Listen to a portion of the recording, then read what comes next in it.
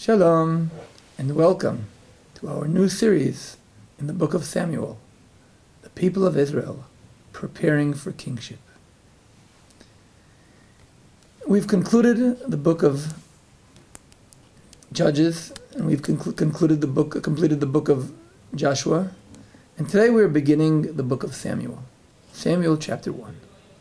But before beginning the book of Samuel, the very basic question would be, why is the book of Samuel a book in its own?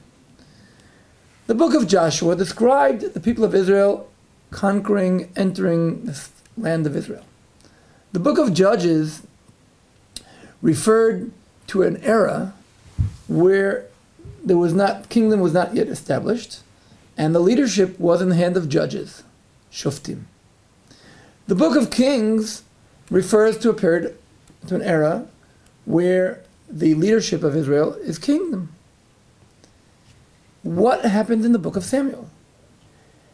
And actually what's more surprising is that the book of Samuel, which actually refers to a period of time which is much shorter than the several centuries of the book of Judges and the several centuries of the book of Kings, where the book of Samuel refers to less than 100 years. The book of Judges is a 21 chapter book. The book of Kings is 40 chapters, 45, 46 chapters. The book of Samuel is more than 50 chapters. We're talking in a much shorter period of time. And if we look at the four leaders that are mentioned in the book of Samuel, Eli, Samuel, Shmuel, David, and before him Saul, Shaul and David. The first two, Eli and Samuel, we can refer to their leadership as a continuation of the judges.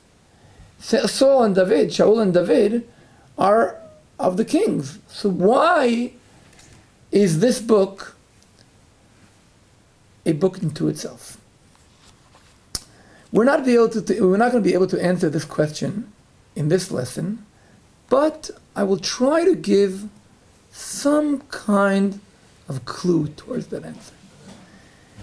And I want to say that this chapter, chapter 1 of the book of Samuel, which is a very moving chapter and describing a very personal story of Hanna, is actually an introduction to the entire book.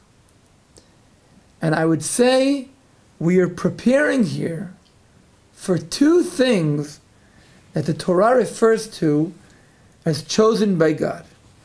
If we recall, in the book of Deuteronomy, Dvarim, there are two things that the Torah refers to as things that are chosen by God. One is Hamakom asher yivchar Hashem. Hamakom, meaning the place where God chooses to establish His name. Hamakom asher yivchar Hashem leshaken shmo sham. The other thing that we use the same terminology, asher yivchar Hashem, it refers to the book of Deuteronomy, chapter 17, and it refers to kingdom. You may certainly appoint a king whom Hashem, your God, shall choose. There are two things that the Torah says that they will be chosen by God. A place where God's name, or God's divine name, or divine presence will be in this world. A place where He will establish His name, and the king. In the book of Samuel, we will be referring to both of these things. Choosing the place where God will establish His name, and choosing the man, the kingship, the leadership, I would say, the family that will, in it will continue the leadership, the kingdom chosen by God. In chapter 1 of book of Samuel, we will meet Hanna. Hanna, a personal story of a woman who did not have children. And she had to overcome the challenge of her husband, of his other wife, and of the leadership, of the spiritual, religious leadership, and what was going on at that time in the tabernacle, the temporary place where the worship of God took place in Shiloh. And she, with her personal story, has to actually express a new way of referring to God. And she will do that. And here we will meet the foundation of those two things that are God choosing. The choosing of the place where God's name, where he will establish his name, and the choosing of the king. Both of these choices of God will go through what's happening here in chapter 1 of the book of Samuel. And now we will read the story. Vayehi ish echad min Haratayim Tzofim. There was a man from Ramatayim Tzofrim, from the mountain of Ephraim, Mehar Ephraim, Ushmo Elkanah ben Yerucham ben Elihu ben Tochu ben Zuf ben Ephrati. We have the entire genealogy of the family. Velo shtei nashim.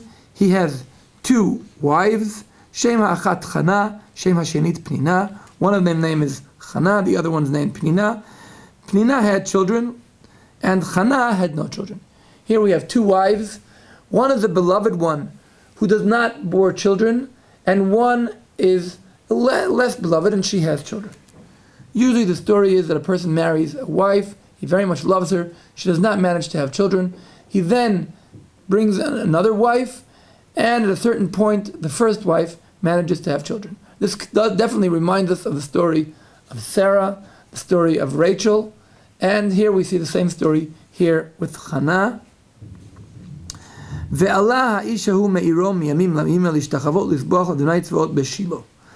this man would go up from his city year by year to bow down, to bring offerings to the Lord of Hashem, the Lord of the hosts, Hashem Tzvaot, in Shiloh, where there the two sons of Eli, Chofni and Pinchas, were priests to the Lord.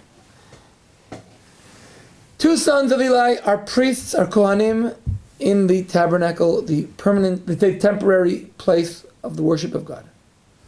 Here we have the story, and this is like the exposition of the story. The family of Elkanah and his two wives, and what is going on now at the house of God. Vayehi hayom vayizbach Elkanah v'natan lefnina ishto l'chol banea uvnatea manot. On the day that he brought his offerings, Elkanah gave portions both to his wife Pnina and to his beloved wife Hanna, and of course to all of his sons and daughters. L'Hanna yiten mana achat apayim, ki et Hanna ahev v'Adonai sagar rachma. Hanna, he gave a double portion because he loved Hanna, and the Lord had closed her womb. So here he gives Hanna a double portion in order to compensate her on the fact that she has no children. Here we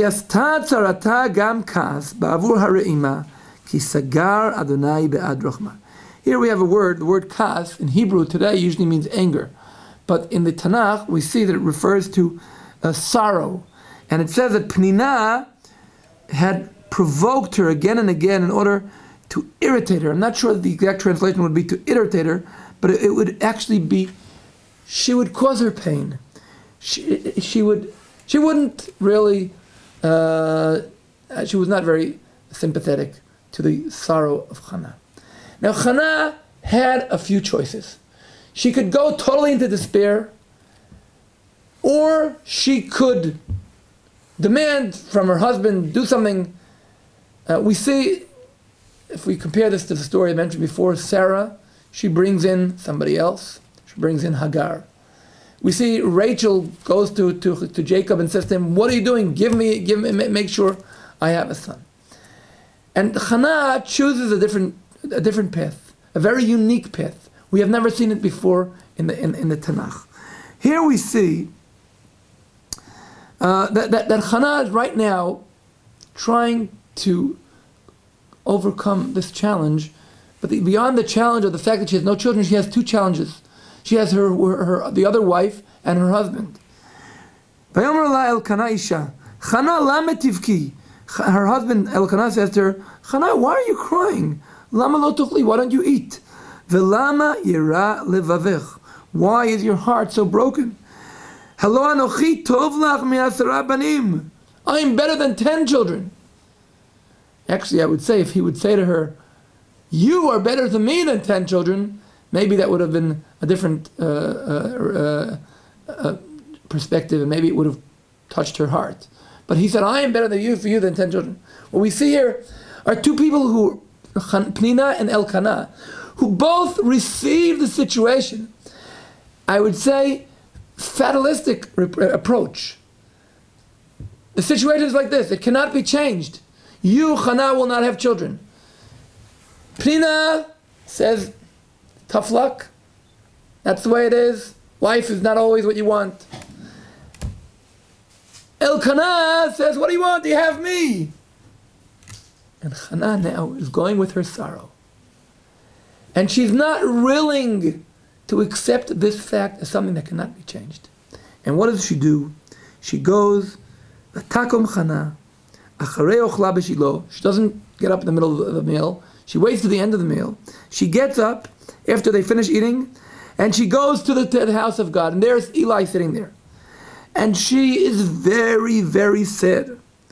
V'hi marat nefesh. She was feeling bitter. And she prayed to Hashem bitterly, continuously.